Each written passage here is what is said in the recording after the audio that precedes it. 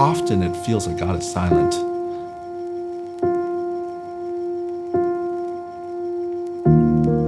And as a Christian entrepreneur, being able to deal with the fact that God seems to be silent all the time is hard.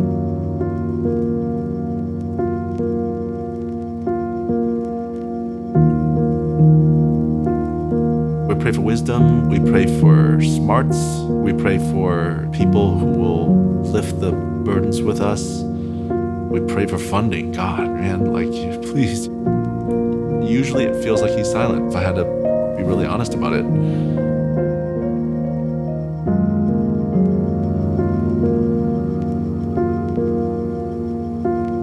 One thing that we've understood now, and I think we understand, is that God is there. He might not be saying anything at the moment, or we can't hear him saying something at the moment, but that promise that he is there, and that the sense that he is there, I think is enough for us.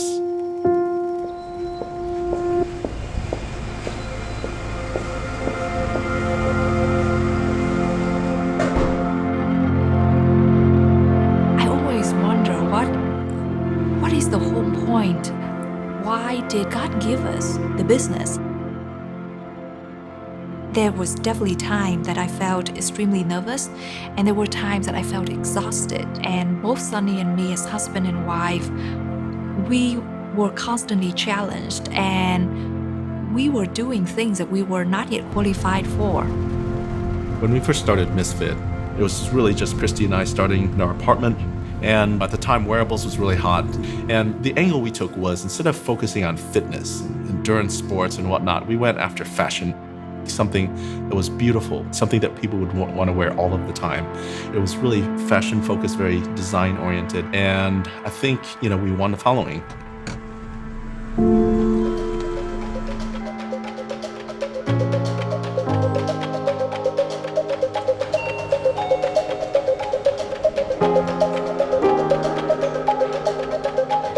There are a lot of good software engineers out of Vietnam, and in the beginning, Sunny was only planning to have a common high-tech startup out of Silicon Valley. But at one point, I encouraged him to try and set up a software engineering team in Vietnam. Everyone thinks we came to Vietnam because of money, because it was cheaper here, cheap labor. And if it really was that, it wouldn't actually make sense to come to Vietnam. We'd be better off, I don't know, going to Russia or Ukraine, or just having a smaller team altogether in the Bay Area. You just move faster, right? But we came here because of the attitude. We were probably the first in town who believed in the capability of the people here who can do R&D work, the real R&D work. Yeah, there's a cost advantage, but when you factor in all of the midnight calls and trans-Pacific flights and the jet lag, I'm not sure the cost is worth it, to be honest. But the attitude and the working spirit, that's worth it. We had a number of values which we kept for a long time. Do more with less. Think before you talk. Listen. Be a misfit. You gotta do things differently. And then we added servant leadership. It was very nice sounding. It's like, oh yeah, I'm a servant leader. Yeah. I'm gonna serve my team, yeah. And it's like, great, we got lunch catered. You're gonna be the last in line, right? Because you're the most senior person in the company. If you get upgraded to business class, are you gonna give up that seat for the intern that you're traveling with? Because that's what's expected. It's not even a nice thing to do. It's just, you're just supposed to do that. Yeah, I don't know, let me think about that. It was some time until we realized when we reflected on some of the best people we had, what was the common thing that they all shared that we loved about them, that made them so unbelievably productive, so trusted? I think it really kind of comes down to this notion of self-sacrifice, because if you have people who are inherently giving, who watch out for each other, who watch out for another person before themselves, but who will watch out for the company and the resources before them, there's nothing that you wouldn't give them. There's nothing that you wouldn't entrust them with. And after 3.5 years, we built it out to nearly 240 people, and we were acquired by Fossil Group.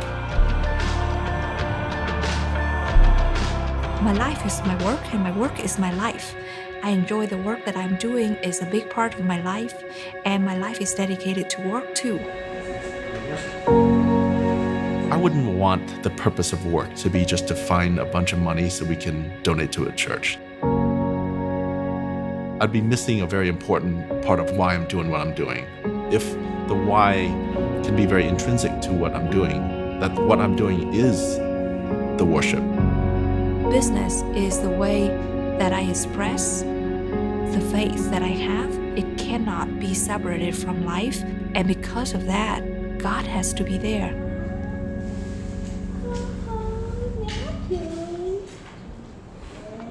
They say one of the most important attributes to have as an entrepreneur is your ability to deal with ambiguity. I think what people really mean is the ability to deal with abject failure again and again and again. Look, all sorts of stuff happens, and sometimes it feels like out of no reason in a startup. Key people leave, huge competitors enter your space, all sorts of things happen to you. And in many of those moments, you think, God, why is this happening? Like, why would you let this happen? But in the quiet of our rooms, when we reflect and seek Him, I feel like we're reminded that He is there. That has given us the energy over the years to keep going. For my journey with Misfit, I rarely stop to think about success anymore, because the only thing that I kept in my mind was holding God's hand and keep going. And now I just think of the day when I see God again, and I just hope that at that day God will be pleased. I don't know if I can do it, but that's the single most important thing.